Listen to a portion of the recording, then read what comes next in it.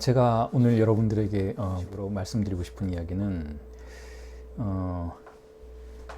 생각보다 상식적이고 기초적인 이야기입니다. 주제가 글을 읽고 쓴다는 것, 글을 읽고 글을 쓴다는 것에 대한, 그 중에서 특히 읽는 문제에 대한 말씀을 드리면서 우리 칵테일 모임의 시작을 하고 싶은데, 자, 이렇습니다. 제가 뭐 자주 드리는 말씀이기도 하지만, 우리가 지금 읽기의 형태로 공부의 모임을 시작하는 그 와중에 있지 않습니까? 그 읽는다는 것의 의미에 대해서 저는 이렇게 생각합니다. 그게 진리와 연결된 행위였으면 한다라는 바람에서 여러 가지 개념을 준비해 본 것이기도 하고요. 책을 읽고 글을 쓴다는 것. 자, 근데 책을 읽고 글을 쓴다는 것 자체는 물론 여러분들도 다 하시는 행동이고 익숙한 내용이기도 하지만, 이걸 조금만 더 추상적인 차원에서 한 발짝 물러서서 생각해 본다면 사실 많은 의미들이 파생될 수 있을 거라는 생각이 들어서 이런 이야기를 준비를 해봤습니다. 자, 다 아시는 것처럼 아주 기초적인 이야기부터 말씀을 드려볼게요. 책은 문자들의 집합체이죠. 책은. 그리고 또한 아시는 것처럼 그 책에 있는 문자들은 특정한 질서를 통해서 조합된 문자들이죠. 다 아시는 내용입니다. 그냥 책에 있는 문자라고 해서 아무렇게나 던져진 문자는 아니지 않습니까? 물론 그 문자들이 조합되는 방식이 또한 각각의 장르마다 조금 다르게 구성되어 있죠. 예를 들면 철학이나 인문학에서 논증과 어떤 주장을 위해서 조합된 그런 텍스트라고 한다면 조금 더 타이트하게 방향성을 가지고 구조화되어 있을 테고, 그렇지 않고 문학적인 방식으로 조직된 문자들의 텍스트라고 한다면 논리적인 관점에서 보자면 조금 더 느슨할지 몰라도, 또한 기표적인 차원에서 본다면 조금 더 물성을 가지고 있는 그러한 조직으로서 구성이 될 수가 있겠죠. 그러니까 책은 어쨌든 그와 같은 방식의 어찌되었든 문자들의 집합체라고 생각을 한다라는 거죠. 자, 그게 책이라면 타인의 책을 읽는다는 것은 무슨 의미를 갖는가? 자, 이제 우리가 시작할 스터디가 그것이니까요. 형식 자체는 그것이니까요. 물론 이건 뭐 스터디의 문제만 아닌 거죠. 이 칵테일의 문제만이 아니고 뭐 교회 다니는 사람은 성경을 읽겠고, 절에 다니는 사람은 불경을 읽겠고, 어떠한 방식으로든 텍스트의 형태로 우리는 무언가를 받아들이는데 익숙한 문화 속에서 살고 있는데, 문명이 그렇지 않습니까? 언어적인 방식으로 구조화되어 있기 때문에. 자, 그런데 이 타인의 책을 읽는다는 것은 어떤 의미를 갖는가에 대해서 일전에 사르트르도 그와 비슷한 얘기를 한 일이 있지만, 저 역시 이런 이야기를 하고 싶어요. 그 책의 문자들을 환대한다라는 것. 자, 이게 일단은 읽는다는 것의 개념이라고 생각이 들어요. 책을 읽는다라는 것은 내 앞에 있는 그 책의 문자들에 대해서 물론 뭐 비판적인 관점을 견지할 수도 있겠지만 내 마음의 문을 연다는 뜻이죠. 문자를 내 안으로 들인다라는 것을 의미하죠. 그리고 그것이 어떤 일을 나에게 일으킬 것인지에 대해서 주목하고 기다리는 것이라고 저는 생각합니다. 책을 읽는다라는 것은 그런 의미를 갖고 있다고 생각해요. 그러니까 일종의 극단적으로 표현을 하자면 트로이의 목마를 드리는 것이죠. 나를 무너뜨릴 수도 있고, 나를 흔들 수도 있고, 혹은 나를 배반할 수도 있는 그 문자들의 낯선 문자들의 방문에 나를 노출시킨다는 거죠. 자, 그런 의미에서 책을 읽는다는 것은 조금은 의외라고 느끼실 수도 있겠지만, 그 책의 의미와 논리를 이해하는 것은 아니라는 생각을 해요. 물론 의미와 논리를 이해하게 되겠죠. 근데 그건 부차적이라는 생각이 든다는 말이죠. 그거보다는 그냥 문자의 수준에서 타자적인 기표를 내 안에 들인 것이라는 기본적인 태도를 일단은 강조드리고 싶다는 거죠. 그런 의미에서 책을 읽는 것은 최소한 저에게는 그렇습니다. 물리적인 접촉의 행위라고 생각이 들어요. 책을 읽는다는 것은 물리적인 접촉의 행위입니다. 그러니까 실제적으로 기표가 나에게 들어온다라는 의미에서 우리가 책을 읽을 때 뭐 눈으로 보게 되지 않습니까? 그리고 그걸 입으로 발음하기도 하죠. 혹은 손으로 베껴 쓰는 행위도 하죠. 자, 이런 행위들은 책의 문자들이 실제의 차원에서, 기표적인 차원에서 우리 자신의 삶을 건드리는 그런 사태를 발생시킨다라고 생각이 들어요. 그래서 그 기표들이 우리의 삶으로 침륜되어 들어와서 물론 그 기표들 자체가 의의를 가지고 있겠지만, 즉 의미를 가지고는 있겠지만, 원래 그 의미를 끌어당기던, 원래 그 책을 썼던 저자의 중력으로부터 상당 부분 벗어나서 새로운 중력장 안에 들어와서 그렇게 새로운 중력장의 질서를 어느 정도는 방해한다라는 생각이 들어요. 자, 그게 저에게는 책을 읽는다는 것의 의미입니다. 자, 그런 의미에서 책을 읽는다는 것은 이미 우리 자신의 삶을 구성하고 있는 익숙한 문자의 배열에 대한 위반이라고 생각해요. 그러니까 우리 자신은 이미 또 다른 문자들에 의해서 분절되어 있죠. 여러분 모두가 각각의 고유한 문자들에 의해서 분절되어 있고, 그 고유한 문자들의 배열 뒤에 존재하는 보편적인 것을 정신분석은 아버지의 이름이라고 부르지 않습니까? 아버지의 이름이라는 그 보편적 기표가 우리를 사로잡고 있는 우리 나름의 고유한 문자들의 질서를 유지하고 중력장을 유지하고 있는 것이죠. 어떤 인력을 끌어들임의 힘을 발휘하고 있는 것이죠. 자, 그래서 이와 같은 상황 자체를 저는 이렇게 일단은 부르자고 제안을 드리고 싶어요. 자, 이런 상태, 지금 타인의 책을 읽기 전에 이미 우리를 지배하는 또 다른 근원적인 타자에 의해서 문자가 우리의 무의식을 장악하고 있는 상태를 스티그마의 상태라고 부르자라고 제안을 드리고 싶은 거죠. 즉 상흔의 상태인 거죠. 상처가 난 상태라는 것이죠. 자, 이걸 정신분석의 이론은 거세라고 부르죠. 아버지의 이름이 혹은 타자의 언어가 나에게 들어와서 나에게 포기할 것을 강요하고, 물론 그 포기가 충동일 수도 있고 어머니일 수도 있고 뭐 낙원일 수도 있습니다. 어린 시절의 낙원일 수도 있고, 어쨌든 아버지의 세계 이전의 단계의 쾌락을 포기하도록 강요하고 문자의 강력한 날카로움을 통해서 우리의 무의식을 장악한다라는 의미에서, 그리고 그 장악된 무의식의 상처라는 의미에서 우리의 존재는 일종의 스티그마의 형태로 시작된다라고 할 수가 있는 것이죠.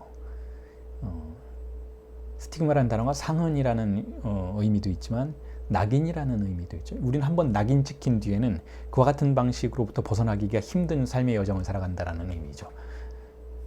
누군가의 아들, 딸, 어떤 집안의 아들과 딸, 어떤 지역의 아들과 딸, 여러 가지 방식으로 그 낙인은 우리 사회를 지배하고 있는 문화의 차원에서 우리의 존재에 깊숙이 침륜되어 들어와서 우리의 신체를 장악하고 영혼을 지배하고 있다는 의미에서 낙인 효과인 거죠. 스티그마의 효과인 것이죠. 자, 그래서 이와 같이 우리의 존재에 대해서 일단은 책을 읽는 것에 대한 설명 이전에 우리의 존재에 대해서 설명하는 방식은 전형적으로 정신분석의 차원에서 말해지는 논이라고 여러분들이 이해하실 수 있을 것 같아요. 보통 정신의학에서는 주로 생물학적인 차원에서, 즉 유전적인 차원에서 우리가 어떻게 낙인 찍히는지를 다루고 있죠. 어떻게 한 번 결정된 생물학적인 구조가 지속적으로 우리를 지배하는지를 다루고 있는 것이죠. 반면에 심리학의 차원에서는 의식의 차원에서 사회적 환경이 어떻게 우리에게 낙인을 찍는지를 설명하는 그러한 이론들이 존재하는 것이죠. 인지의 차원에서. 반면에 프로이트로부터 시작된 정신분석은 타자의 언어로부터 무의식이 어떻게 흔적으로 낙인 찍히는지에 대한 탐사를 추구하는 것이죠. 정신분석이란 그런 영역이죠. 그리고 그와 같은 방식으로 타자의 언어에 의해서 우리의 무의식이 새겨지는 상태는, 그러한 사태는 아주 완고하고 깊게 새겨졌다라는 의미에서 스티그마라는 거예요. 변화되기가 거의 불가능하다는 것이죠. 한번 그와 같은 방식으로 거세되면 그 거세의 유형에 따라서 우리의 존재가 다른 존재가 되는 것은 거의 불가능에 가깝다라는 것이죠. 자, 이게 만약에 우리 존재가 처하고 있는 근원적인 사태라고 한다면, 자, 우리 존재는 이미 하나의 책인 거예요. 책을 읽기 전에 우리는 하나의 책이 되어버렸습니다. 누군가에 의해서 쓰여진 책인 것이죠. 자, 이러한 상태 속에서 우리가 타자의 책을 읽는다는 것은 무엇을 의미하는가? 라는 문제가 제기될 수가 있는 것이죠. 이미 우리의 고정관념이 우리 자신의 존재를 영혼 깊숙이까지 분절하고 문양을 새겨놓고 우리의 존재의 형상을 구성하고 있는 것이라면, 그와 같은 상태에서 우리는 과연 다른 책에게 나의 존재를 열 수 있는가라는 문제가 제기될 수 있다는 거죠. 자, 그런 일은 극도로 드물게만 일어난다고 생각이 들어요. 책을 읽는다고 사람이 변하진 않으니까. 근데 아주 드물게만 변하니까. 그리고 만약에 변화한다면 그 효과를 우리는 타자의 언어에 의해서 결정된 우리의 존재가 또 다른 타자에 의해서 변화하는 그러한 상황이라고 이야기해 볼 수 있을 것 같아요. 자, 그렇다면 여기서 주체는 어디에 있는 것일까요? 타자의 책이, 우리 존재가 타자의 책이라면, 타자가 쓴 책이라면, 이미 타자가 성장 과정에서 우리에게 써놓은 책이 우리 자신의 존재라고 한다면, 그것뿐이라면 우리가 어떤 종류의 독서를 통해서, 그게 어떤 종류의 독서이건 어떤 종류의 책을 읽는 실천이건 다른 타자의 책을 읽는 방식으로 하나의 타자를 다른 하나의 타자로 대체하는 그러한 과정을 실천한다면, 자, 그게 무슨 의미가 있는가라는 질문이 던져질 수 있어요. 어차피 둘 다 타자인 것을. 주체는 어디에 있는가? 세상에 던져진 우리의 삶과 영혼이 이미 타인의 효과에 불과하며, 그런 다음 읽게 되는 또 다른 책들 역시 타인에 의해 만들어진 지식이라고 한다면, 또 그러한 방식으로 타인의 지식을 또 다른 타인의 지식으로 대체하는 것에 불과하다면 그게 무슨 의미가 있는가 하는 질문이 제기될 수 있다는 거죠. 자, 이 질문을 해결하는 것이 저는 아주 중요하다고 생각해요. 어떻게 하면 주체성이 출현할 수 있도록 만드는가, 책을 읽는 절차가 어떻게 우리를 주체로 만들 수 있는가가 아주 중요하다고 생각하다는 거죠. 좀 거창하게 말한다면 책 읽기의 소명에 관련된다는 것이죠.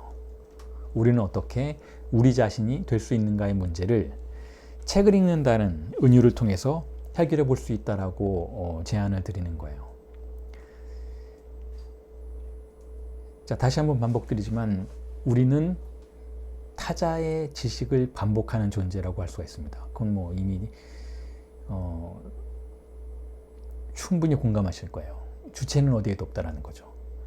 하이데거는 이걸 다스만의 독재라고 하죠. 다스만, 사람들의 독재라고 하죠. 자, 그런데 이건 뭐 20세기 철학의 전형적인 어떤 유형이라고 볼 수가 있어요. 예를 들면 하이데거로부터 시작된 인간 존재자에 대한 파악이라고 할 수가 있는 것이죠. 그 이전에 이런 그런 유형의 사고는 없었는가 하면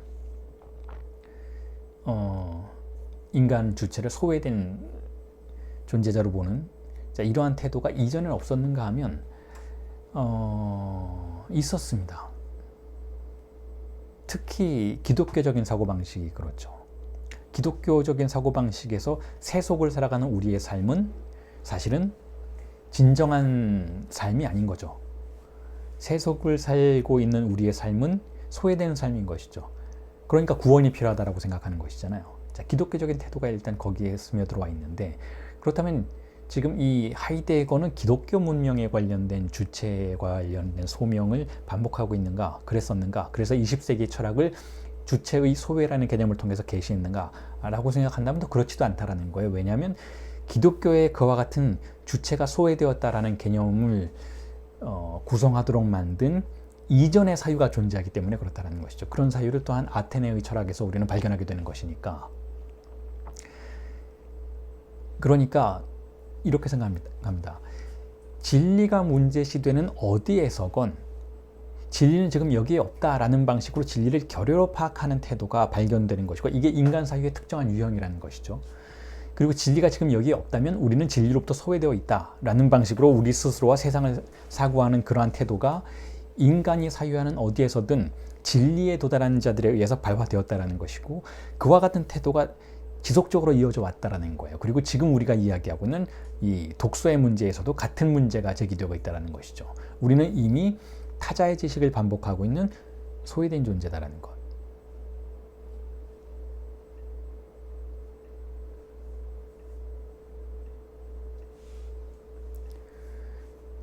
자, 그리고 정신분석의 개념을 빌어온다면 이 다스만의 독재, 사람들의 독재, 사람들이 이렇게 하더라, 사람들이 저렇게 하더라 라는 방식으로 고정관념이 우리를 지배하도록 허용하는 그와 같은 독재의 상황 속에서 또 하나의 위협으로 자리하고 있는 것이 바로 초자아라는 생각이에요. 초자아는 우리에게 남들처럼 살라고 강요하죠. 초자아가 그러한 방식으로 우리를 타자의 시간에 종속시키기를, 스스로를 자발적으로 타자의 시간에 종속시키기를 강제한다는 것이죠. 우리가 우리 자신의 고유한 시간을 갖도록 하는 것, 우리 자신의 미래를 우리 자신의 고유한 시간으로서 인식하고 우리를 미래에 투사하면서 이전에 존재하는 형식과 분절이 아닌 다른 방식으로 우리의 자신의 존재를 전개시켜 나아가려고 할 때 항상 우리를 공격하는 것은 초자아라는 거예요. 우리 자신의 고독을 탐탁치 않아 하는 것이 초자아라는 것이죠.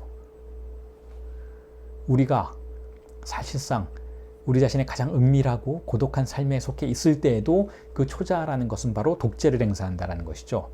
고독을 방해한다는 것이죠. 우리가 혼자 있기를 거부한다는 거예요. 이 초자아라는 것은.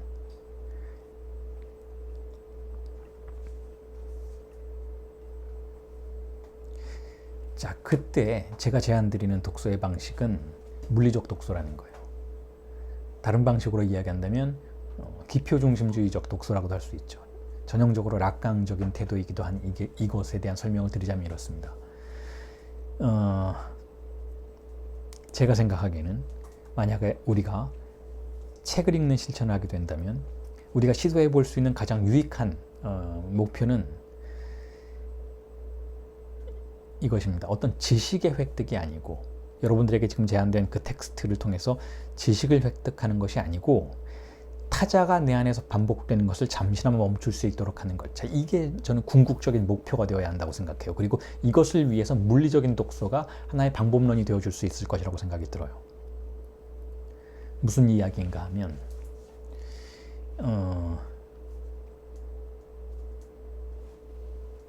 책과 함께 물리적으로 함께 있는 것이죠. 가능하면 오랫동안.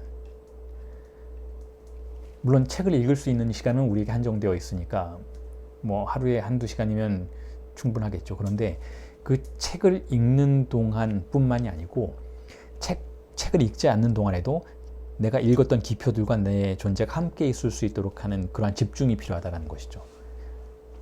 그 집중에 대해서 이야기하고자 한다는 거예요. 그러니까 의미에 집중하기보다는 오히려 책이라는 물질적인, 즉 기표들의 집합체라고 할 수 있는 그 기표 덤이라고 할 수 있는 것을 항상 물리적으로 옆에 느끼면서 그 기표들이 우리에게 무엇을 할 것인지에 대해서 기다려보고 기대해보는 것이죠. 그래서 그 기표가 원래 의미하고 있었던 것과는 상관이 없을지라도 그 기표가 내 자신의 삶을 지배하고 있는 또 다른 기표와 충돌해서 제3의 무언가를 생산해낼 수 있도록 한다는 의미에서 기표중심주의적 독서라고 저는 이름을 붙이고 싶어요. 그와 같은 방식으로 타자가 내 안에서, 혹은 타자의 지식이, 타자의 문자들이 내 안에서 원래 회로를 형성하면서 운행되고 있었던 그 리비도의 흐름을 외부에서 들어온 새로운 문자가, 외부에서 굴러 들어온 돌이 방해하는 것이죠. 그리고 더 이상 이전에 존재하던 지식의 흐름이 내 안에서 반복되지 않도록 균열을 일으키는 거죠. 그렇게 함으로써 독서가 우리에게 단지 의미를 전달하는 수준에서 종결되는 것이 아니고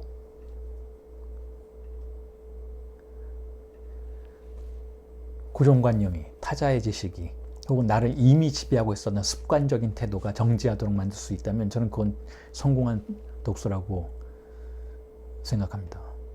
그걸 묵시록에서 책먹기라고 했죠. 자, 책을 읽지 않고 먹는다는 표현을 썼어요. 묵시록에 그런 표현이 나오죠. 그리고 라강이 세미나 7에서 그런 표현에 대한 논평을 간단하게 제시를 했었죠. 어떻게 책을 읽지 않고 먹는 것일까? 책을 읽는다는 건 우리 흔히 의미를 받아들인다라고 생각하잖아요. 그런데 묵시록에서는 책을 읽는다라는 표현 대신 먹어야 한다라고 표현하고 있어요. 다시 말해서 의미를 받아들이기보다는 책을 물질적으로 삼켜야 한다는 것이죠. 그 기표를 물질적으로 삼켜야 한다는 것이죠. 그리고 이후에 중세에 들어서는 또한 성서에 대한 다른 표현이긴 하지만 제가 보기엔 아주 유사한 접근이 제안이 되고 있죠. 그거를 아나고지아의 해석이라고 하죠. 책을 그냥 의미 그대로 읽는 것이 아니고 신비주의적인 방식으로 해석하는 것. 책의 기표와 함께 오래도록 머물고 그 성서를 해석하는 해석학자들이 그것을 의미의 차원에서 반복하는 그러한 방식의 해석이 아니라 명상을 통해서 그곳의 기표를 해방시키는 것이죠. 성서가 이미 사로잡혀 있었던 의미의 체계는 사실상 그 시대를 지배하고 있는 관념들의 질서인 것이니까 그 시대를 지배하고 있는 관념들의 질서에 의존하지 않고 책과 만난다는 것을 저는 이 묵시록에서 제안된 책을 먹는다, 성서를 먹는다라는 표현과 같은 것이라고 생각해요. 그리고 그게 가장 이상적인 독서라고 생각을 한다는 것이죠. 책은 제가 생각하기에는 그렇게 탐닉되어야 한다는 거예요. 마치 하나의 물건처럼 의미의 체계가 아니고 하나의 사물처럼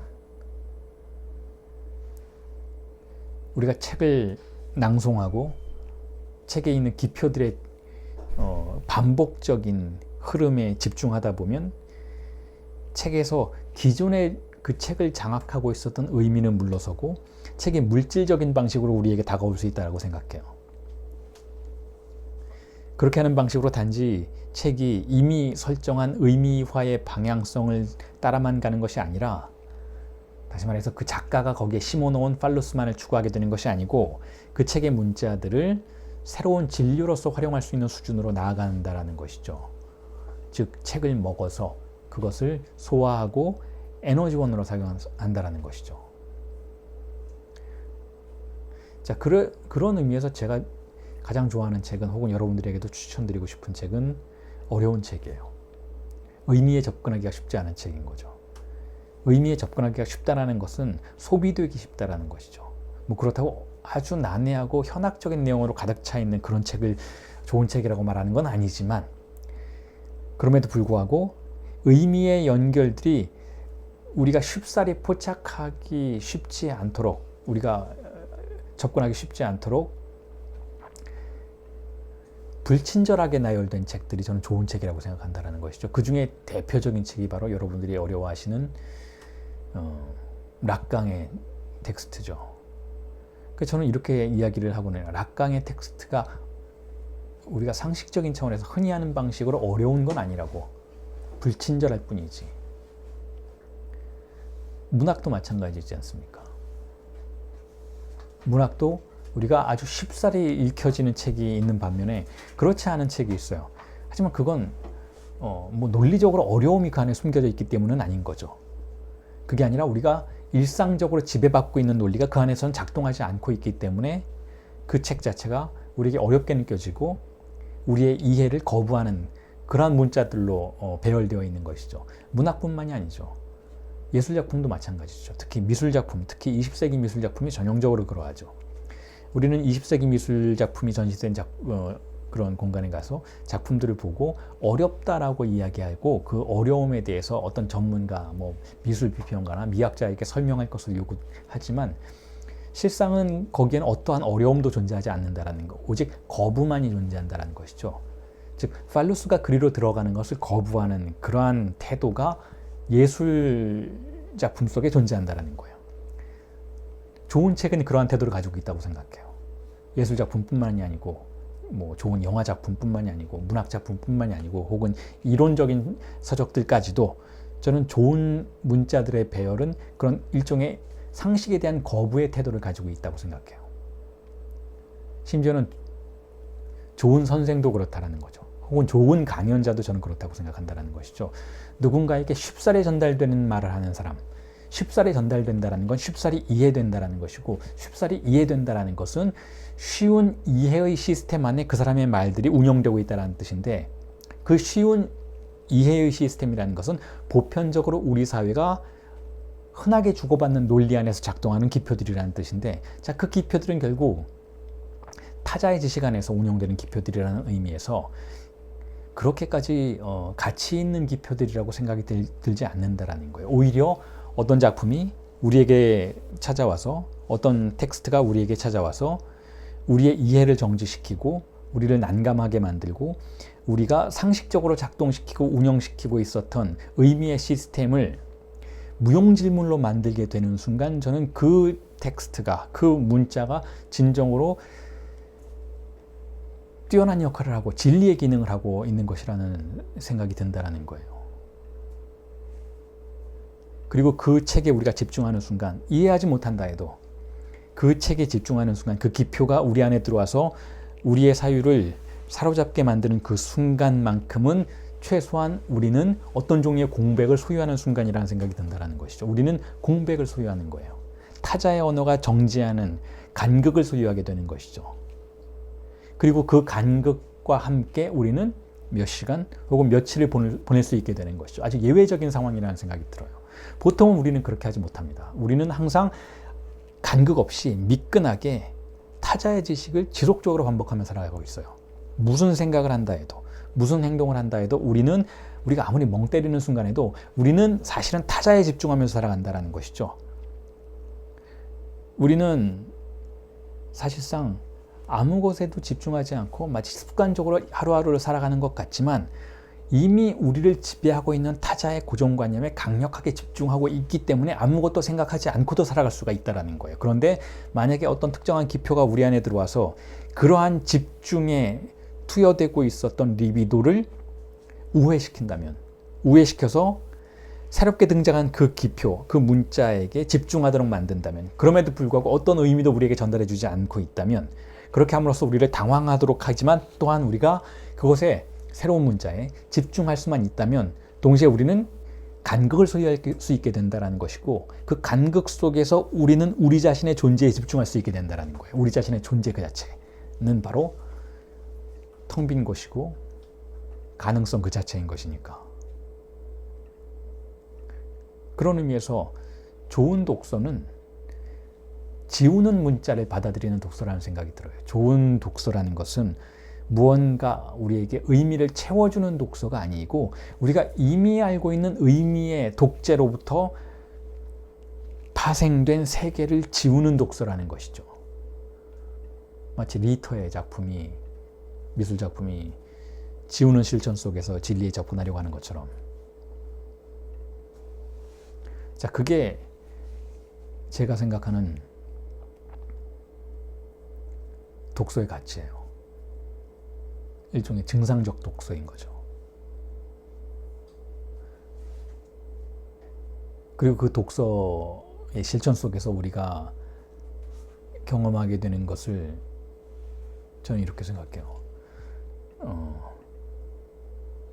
그 체험 자체가 존재의 고독에 대한 체험이라고. 엄밀한 의미에서 존재라는 단어하고 고독은 같은 말이라고 생각해요. 왜냐하면 존재라는 것은 비교 불가능한 절대적 차이니까. 여러분 모두의 존재가 결국 누구하고도 비교할 수 없는 혼자됨의 공간이니까 존재는 고독이에요. 그래서 우리가 존재에 도달한다는 것은 완벽한 고독에 도달한다는 의미와 같은 뜻을 갖는 것이라고 생각해요. 그럼 무엇이 우리의 삶을 존재로 데려가는가? 무엇이 우리의 삶을 고독으로 이끌고 갈 수 있는가에 대해서 제가 지금 여러분들에게 말씀드리고 있는 것은, 문자에 우리 자신을 개방하는 방식으로, 즉 독서하는 방식으로, 새로운 방식의 독서를 통해서 존재에 도달하는 그러한 방법론에 대한 이야기라는 것이죠.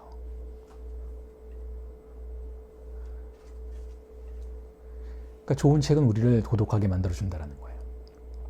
우리가 고독해지는 순간은 단지 그냥 물리적으로 혼자 되어 있기 때문이 아니고 의미로부터 혼자 되어 있기 때문이라는 생각인 것이죠. 그 이전까지는 나를 설명해 줄 수 있었던 많은 의미들이 물러나게 되는 것이죠. 우리 자신의 어떤 참여에 의해서 혹은 어떤 매혹당함에 의해서 우리는 고독해지는 거죠. 뭐 예를 들자면 예수가 했던 말에 매혹당한 사도들은 결국 절대적인 고독 안으로 들어가는 거죠. 그들이 속해 있었던 모든 세계로부터 그들은 배제되고 스스로 자발적으로 이탈하게 되는 것이잖아요. 그리고 그들이 모인 공동체는 사도들의 공동체는 고독의 공동체이죠.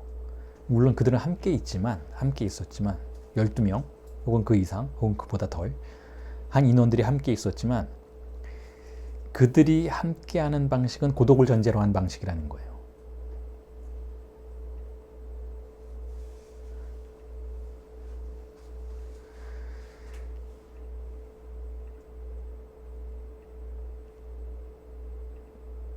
자, 그래서 이런 말씀을 드리면서 정리를 하고 싶은데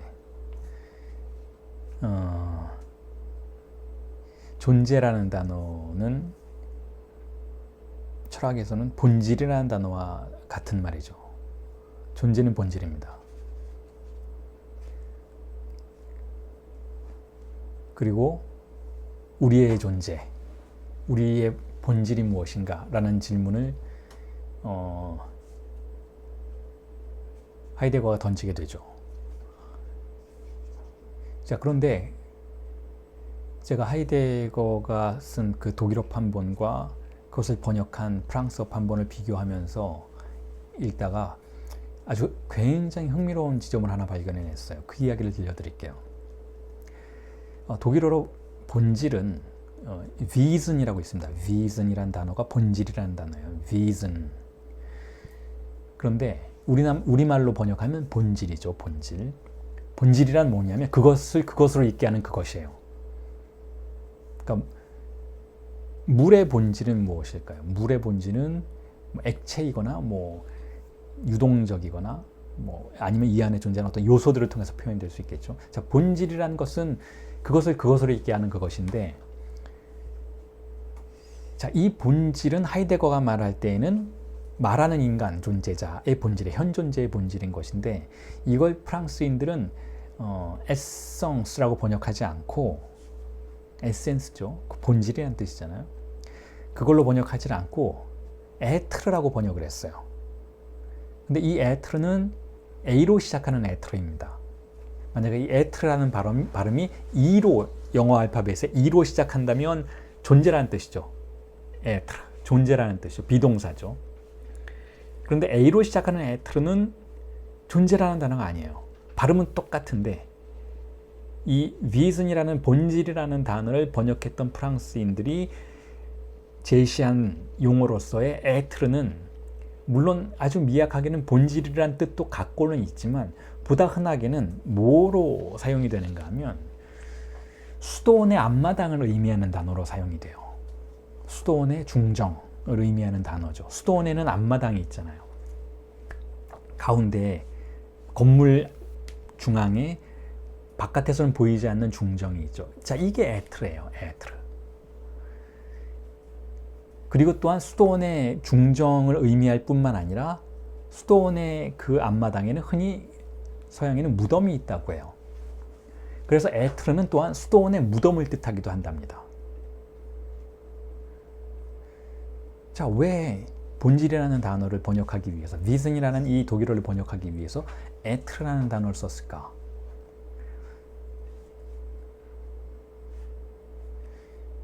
에트르는 존재인 것이니까 우리의 본질인 것이잖아요.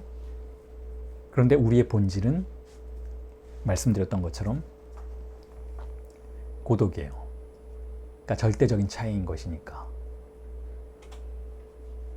마치 수도회가 그러하듯이, 수도원이 세속으로부터 보호되는 장소죠. 혹은 세속을 떠난 장소인 것이죠. 근데 그냥 떠난 것이 아니라 죽음을 향해 떠난 장소라는 것이죠. 무덤이 있다라는 거예요. 그 무덤은 누구의 무덤인가 하면 우리 자신의 무덤인 것이죠. 다시 말해서 우리 자신을 의미하고 있었던 타자적 지식의 죽음이 그 장소에 있어야 한다는 것이죠. 타자가 죽지 않는다면 그 죽음의 장소에서 우리는 존재를 발견할 수 없다는 거예요. 그곳에서 발화되는 독서가 진정한 독서라고 생각한다는 거죠. 제가 일전에 깍텔 시작하면서 깍텔이 수도회 같았으면 좋겠다라고 편지에 여러분들에게 말씀드렸던 이유가 바로 이런 의미의 구조를 가지고 있어요. 그리고 말씀드렸듯이 우리의 존재는 정신분석의 이론에 근거한다면 스티그마의 존재라고 할 수 있다고 말씀을 드렸잖아요. 즉 타자의 언어가 상처로 남긴 흔적이에요. 우리 모두는 거세를 통해서. 자, 그런데 이왕 제가 이렇게 카톨릭의 은유들을 사용한 김에 한마디만 거기에 덧붙이자면 이렇습니다.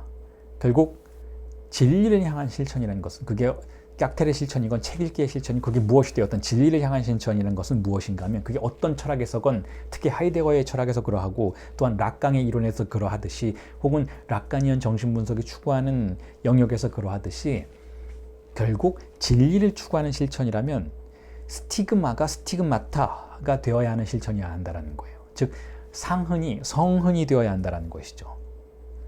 단지 우리가 상처를 받았고 상실을 경험했고 결여 속에서 그 욕망의 소외를 반복하는 것은 결코 상흔에서 성흔으로 나아가는 과정이 될 수 없다는 거예요. 무언가 새로움이 일어나야 한다는 것이죠.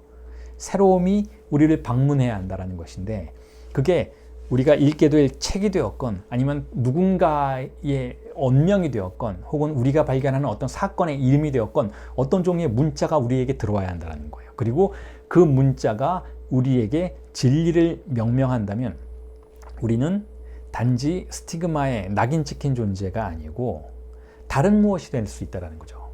이 다른 무엇이 되는 것을 성사라고 하죠. 그리고 다른 무엇이 되는 이 기적을 가능하도록 만들어주는 것이 바로 새로운 기표가 우리에게 새롭게 남기는 상처라는 것이라는 의미에서 성은이라는 거예요. 스티그마타라는 것이죠. 자, 그걸 경험하는 것이 진리의 체험이라고 저는 생각한다는 거예요.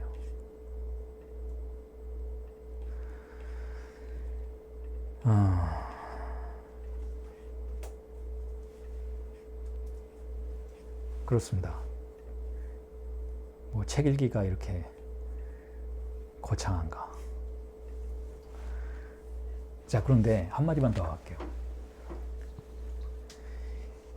자, 우리의 삶 자체가 이미 엄청나게 거창한 거라고 저는 생각해요. 우리의 일상은 어마어마하게 거창한 것이죠. 우리의 존재는 이미 절대적인 차이로서의 개별성이라는 의미에서 비교할 수 없는 거창함 속에 이미 있지만 그것을 비루한 것으로 만드는 것이 바로 타자의 지식이라는 생각이에요. 그러니까 그 위대함과 거창함을 다시 되찾아 주어야 한다고 생각해요. 어떤 책이건 그것을 가능하게 해준다면 저는 좋은 책이라고 생각한다는 것이죠.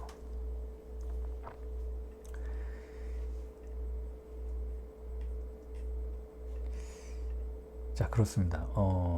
제가 발제하는 내용은 이 정도로 마무리를 할 텐데요. 평소보다는 조금 일찍 끝났네요. 여러분들이 질문이 있으시면 질문을 받고, 그리고 잠깐 차 한잔 하시고 그 다음에 성기정 선생님 발제를 오늘만 여기는 성기정 선생님 상담실이니까 성기정 선생님 발제를 오늘만 일단 들어보시고 마무리를 하도록 하겠습니다. 다음부터는 이제 여러분들이 발제하면 논평하시고 그리고 마무리하는 방식으로 진행이 될 것 같습니다. 질문이 있으십니까? 네, 조효선 선생님 말씀하십시오. 책먹기 독서에서 네. 그러니까 물리적 독서고 기표 중심의 독서인데 네. 문자를 환대하면서 동시에 기존의 지식을 거부해야 되잖아요. 네. 그거를 한 텍스트를 통해서 그러면은 어떻게 해야 되나요? 그러니까 제가 그 말씀을 드린 부분에 대해서 다른 깍텔에서는 제가 좀 더 그 부분에 대해서 설명을 드렸는데, 자, 이럴 수도 있지 않습니까? 예를 들어서 책을 읽고 왔는데 전혀 다른 내용을 말씀하시는 거예요. 그러니까 예를 들어 의미에 대해서 무심하자 했더니 전혀 다른 내용을 이야기하시는 거죠. 근데 다른 내용에는 두 가지가 있다고 생각이 들어요. 하나는 기존의 이론과 고정관념에 흡수되는 오독이 있다고 생각해요. 그러니까 다시 말해서 우리가 어떤 기왕의 텍스트를 택했다면 그 텍스트에는 기존의 것에 대해서 저항했던 부분이 분명히 존재하는 것이고 또 그렇지 않았던 부분도 존재할 수 있다고 생각이 드는데 때로 제가 오독하는 독서의 이야기를 들어보면 이런 경우가 있습니다.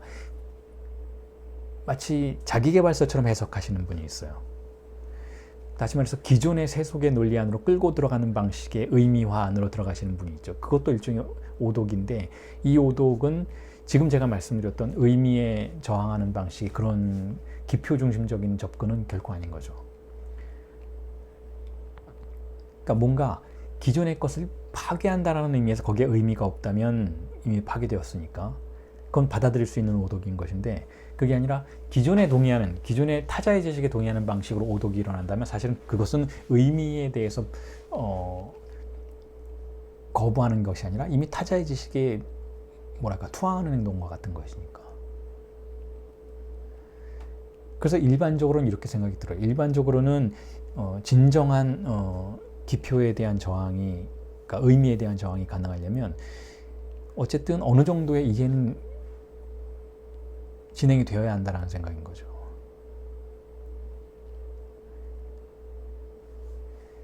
근데 그것과도 상관없이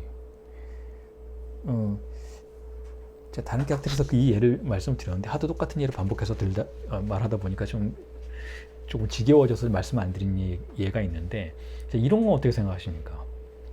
제 강의를 어떤 분이 들었는데 한 1년간 들으셨어요. 세미나 7대 얘기인데 락강 인간학 때 얘기인데 그게 뭐 쉽지 않은 강의죠. 쉽지 않은 강의인 거고 그래서 그분은 전문가도 아니셨고 그래서 그분은 그 책 강의하는 동안 굉장히 열심히는 나오셨지만 그때 뒤풀이를 한번 했었어요. 그때 그분이 그렇게 이야기했어요. 내가 되게 열심히 나오긴 했는데 단 한마디도 이해가 안 되더라. 그러니까 나는 이해한 게 하나도 없다. 그 말씀하셨어요. 그리고 그분이 그럼에도 불구하고 나는 이 문장 하나 때문에 계속 나오게 됐다. 그게 뭐냐면 인간의 욕망은 타자의 욕망이다라는 명제. 근데 그게 울림이 있었다라는 거예요. 본인에게. 여러 가지 방식으로 해석은 됐었다라는 거죠. 근데 그것 빼고는 전혀 접근이 안 됐다라는 거예요. 강의 자체가. 근데도 나오셨어요. 계속 나오셨어요. 매주 나오시고. 참으로 오랫동안 나오셨는데 그분이 그 얘기를 했을 때 저는 그래도 된다고 생각했어요. 그게 무슨 뜻인가 하면 최소한 그분은 제가 강의하는 내용에 대해서 의미의 전달은 받지 못하셨지만 강의에 집중하셨었던 것이니까 그리고 그 강의에 집중하는 시간 동안은 그게 2시간이건 그 강의가 진행되는 2시간이었건 아니면은 그것에 여운이 남아있는 하루가 되었건 이틀이 되었건 다른 생각이 타자의 지식이 다른 고정관념이 그 안으로 쉽사리 들어오지 못하는 공간을 항상 형성하고 계셨던 것이라는 생각이 드니까 저는 그건 좋은 독서라고 생각해요. 그런 의미라는 거죠. 그런 물리적인 기표적인 접근이라는 것이 여러 가지 다의적인 의미를 갖고 있을 수는 있겠는데 그냥 뭐 시적인 방식으로 읽을 수도 있다 이렇게 생각하실 수도 있겠는데 저는 보다 포괄적이고 추상적이라는 생각이 들어요. 그냥 그 책과 함께 내가 어느 정도의 공백을 소유할 수 있다면 그걸로 됐다라는 거죠. 그리고 그 공백 속에서 무언가를 생산해냈다면 그리고 그 생산한 것이 만약에 이 깍틀과 같은 곳에서 발제의 형식으로 표현이 됐다면 그 발제의 텍스트가 원래 읽고 계셨던 그 깍텔의 스터디 그룹의 그 주제의 텍스트와 거리가 멀리 떨어져 있는 것이라 해도 전 좋은 발제라고 생각한다라는 거예요.